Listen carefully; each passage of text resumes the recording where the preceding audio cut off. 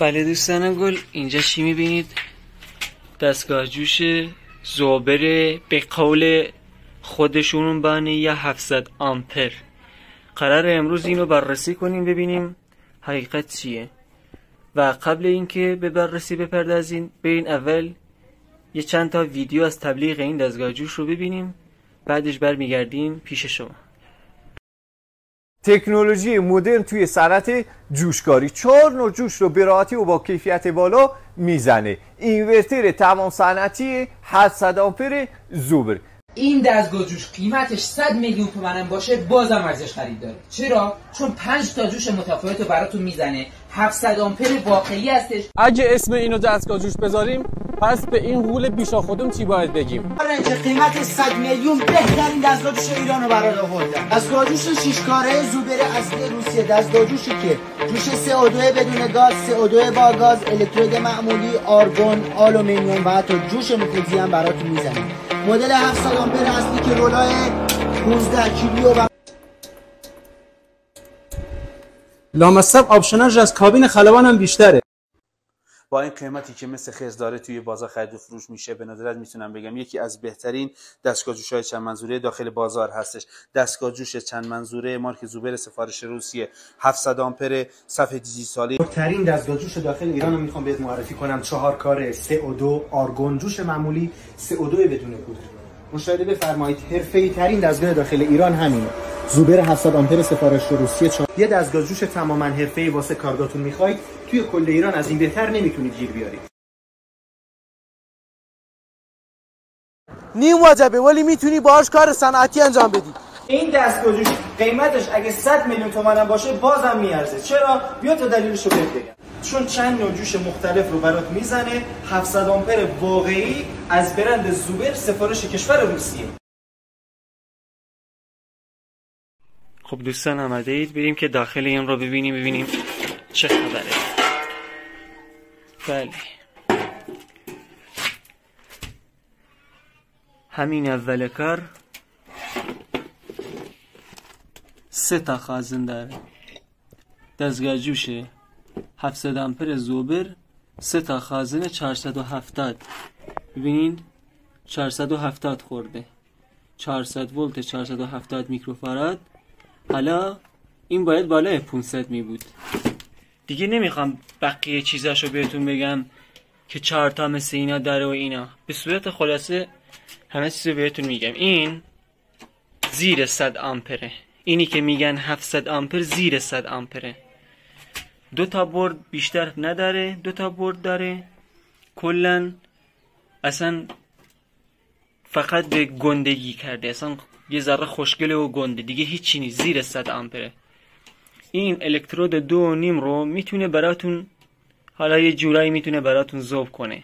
میرسه به 3 ذهنتون رو میبره سمت مادر سازندش با اونی که این رو به تو فروخته، این رو بهت انداخته، اون شالاتان کلاهبردار.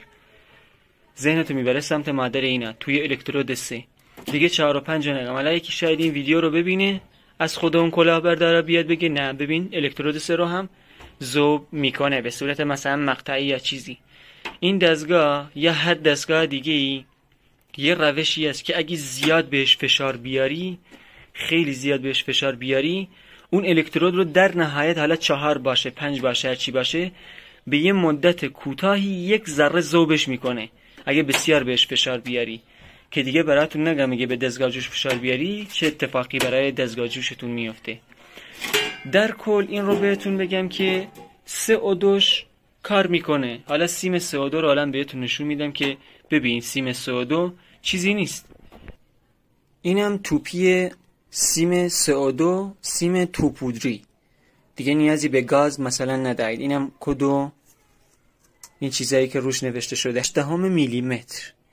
بله هر 1 میلیمتر سیم جوش هر چی باشه 1 میلیمتر ضخامت و قطر داشته باشه توی جوشکاری به 30 تا 33 آمپراژ نیاز داره.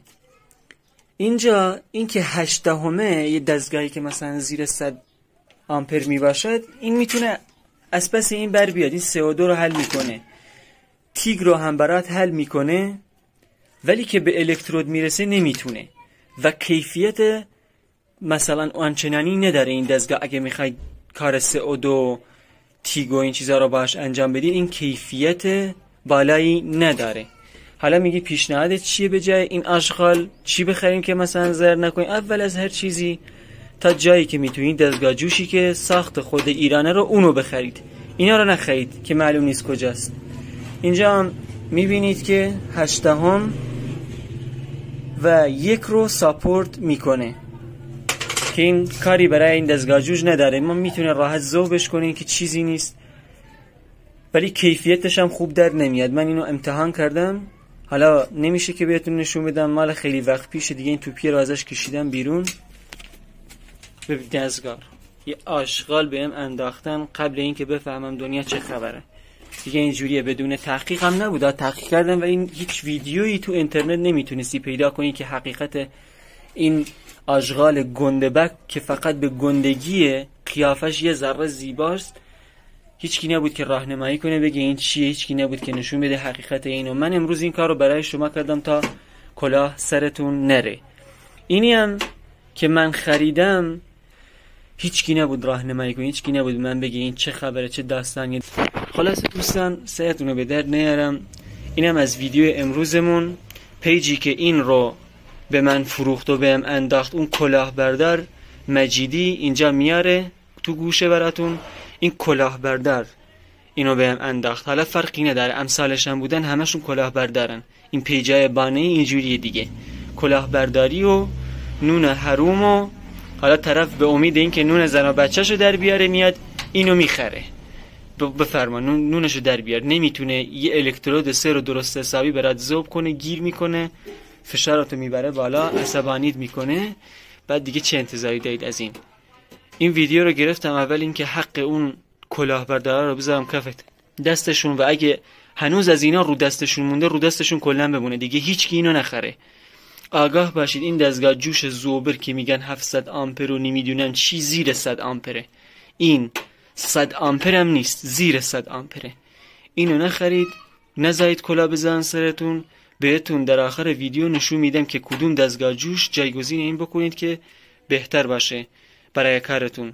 و در این موردم توضیح بدم بهتون کار CO2 جوش CO2 اگه ریسکشو میپذیرید، اون کپسول CO2 اون گاز آرگون یه سری از این چیزا که خطرات زیادی داره تو کارگاه، اگه ریسکشو میپذیرید واقعا نیاز دارید همچین جوشایی رو انجام بدید، اون دستگاه جوشی که بهتره رو برای شما توی آخر ویدیو بهتون نشون میدم که کدومه.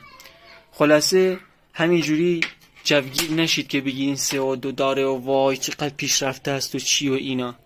اینجوری نیست. یه دستگاه جوش خالی که الکترود 2.5 تا 5 رو برات ذوب بکنه همین برات کافیه. کل کارگاه رو میتونی باهاش راه بندازی. یه دستگاه جوش 200 آمپر که 200 آمپر به جای این آشغال که 3 تا خازن داره، 3 تا خازنشو میبینید که 200 آمپر به جای این که 3 تا خازن داشته باشه 6 تا خازن بالای 500 داره. این خازنش 470 بود، خازنای واقعی باید بالای 500 می بود، اون 500 میکروفاراد. بعد باید 6 تا داشته باشه دستگاه جوش 200 آمپر.